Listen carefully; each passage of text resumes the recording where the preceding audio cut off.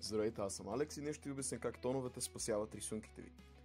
Като първото нещо, с което ще започна, след това театрално представяне, да ви обясня какво имам предвид, а именно, че тонът в изкуството е това колко светъл или тъмен изглежда даден цвят. Или поне така изглежда събрано в едно изречение, тъй като речникът на термините в изобразителното изкуство са го направили според мен, може би недължно дълго, но както и да е.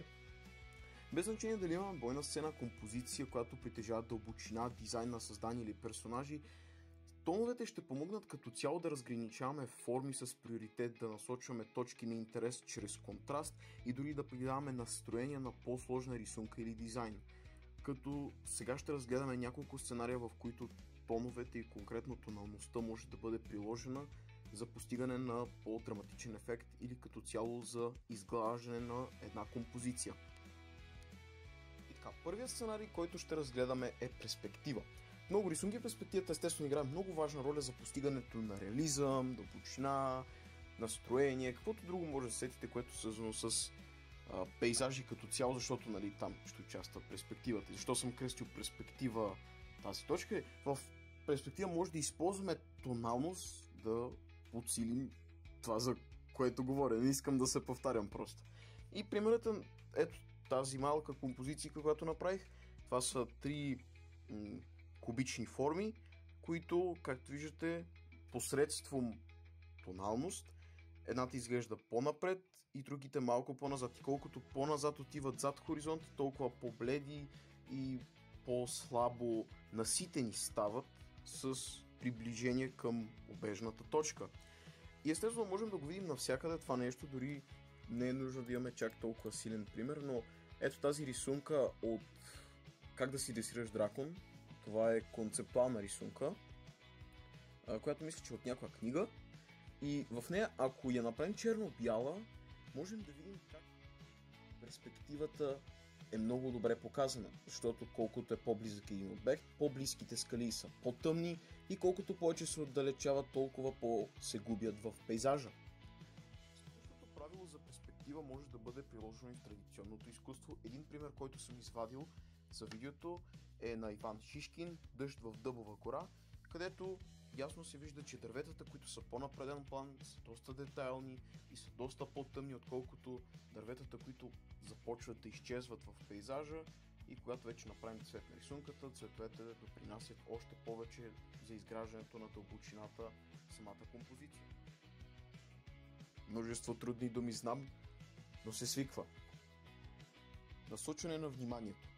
Тоналността в този сценарий ще ни помогне да насочим вниманието на зрителя към мястото на рисунката, като обикновено най-стереотипният сценарий е, че най-приближеният обект е с най-тъмният цвят, нали, най-тъмният тон по-скоро, и с отдалечаване тоновете намаляват или поне доста силно контрастират. Ако имаме тъмен тон от нас и по-светли в страни, за да може да изпъква по-тъмния. Може да звучи малко като перспективата, но е по-различно, защото в онзи случай ние слагахме обстановката, докато тук ще се търси първичен и вторичен приоритет, ако така мога да го нарека. И пример за това ще бъде концепт арт от филма "Кралството на планетата на маймуните" от Джереми Лав в ArtStation. И тази рисунка ми привлече доста вниманието, заради това, че когато я направим черно-бяла, ние виждаме всъщност как силуетите на маймуните в цялостната композиция са най-отпред. Те са това, което ние трябва да видим и това, което се откроява. Виждаме как те се движат. Има малко сторителинг в цялата тази композиция, но като цяло представя основното правило за насочване на вниманието.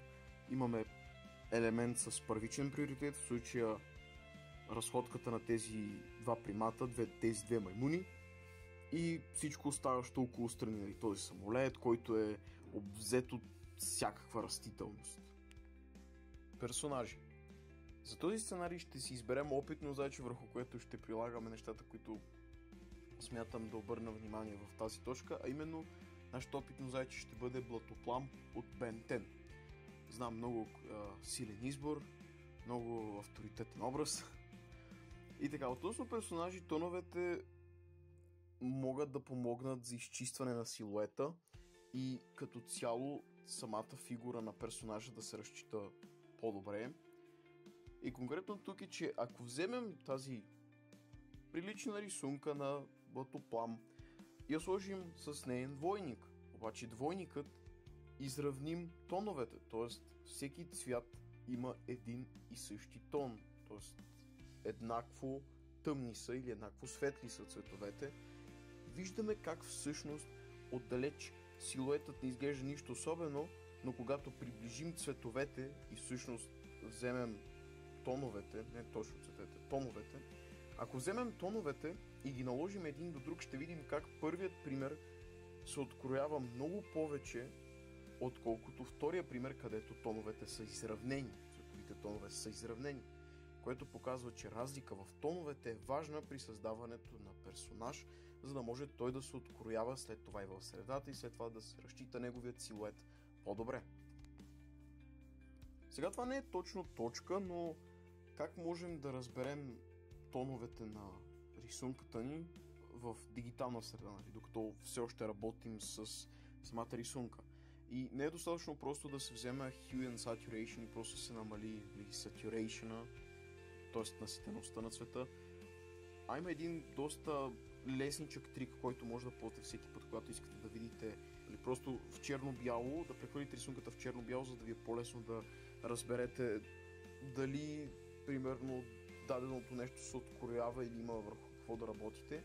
И то е, че както имате слоевете, леерите на вашата рисунка, най-отгоре слагате празен леер и го запълвате с черно, след което задавате стила на този леер да бъде на color и съответно ще направи всичко да е в черно-бяло, след което може просто да слагате този слой, да му давате оченцето и да виждате как изглежда с черната маска, така да нарека, отгоре, и така може да си проверявате по време на работа и да не трябва да правите някакви сложни работи, за да виждате тези неща.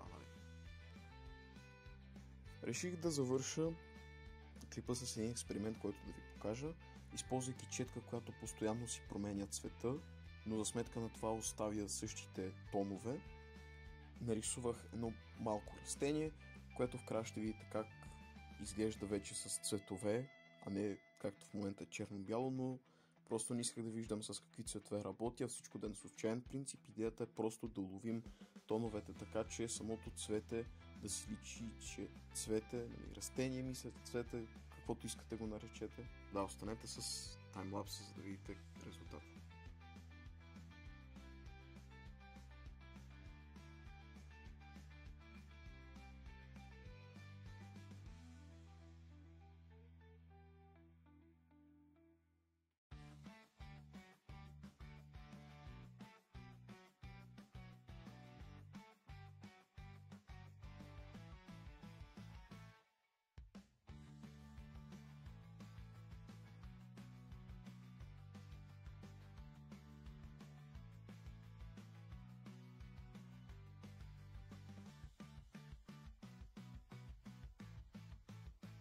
Така че тоновете са важна част от рисунките, защото благодарение на тях цветовете изпъкват повече и рисунките имат хармония и като цяло насладата идва от това, че рисунката просто се получава яко и към края на видео ще ви покажа как се е получил рисунката, която правих на фон на цялото това видео. Тя е на един нов цератопсов, който е бил открит, казва се Локи Цератопс.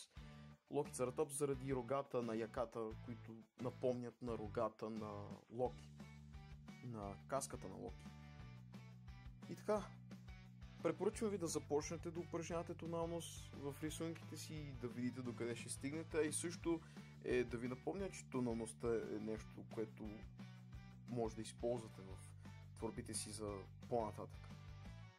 Единството, което остава, е да кажа, че благодаря, че гледахте и до следващия път.